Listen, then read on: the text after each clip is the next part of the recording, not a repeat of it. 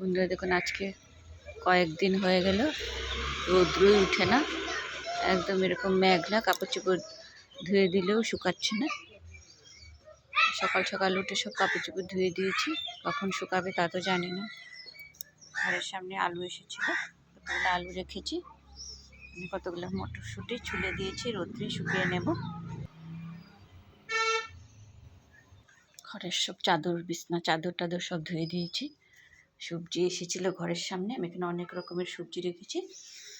এখানে আমি কিছু সবজি কেটে রেখেছি, এটাকে বানিয়ে নেব।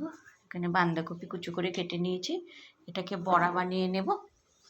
এখানে লাউ দিয়ে ডাল বানিয়ে নিচ্ছি, আর এখানে বানিয়ে নিচ্ছি পাঁপড়ের তরকারি।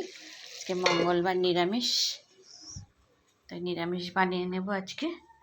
এখানে দেখুন ফুলকপির ডাঁটা থেতো করে নিয়েছি, এটা দিয়ে আমি নিরামিষ সবজি বানিয়ে নেব।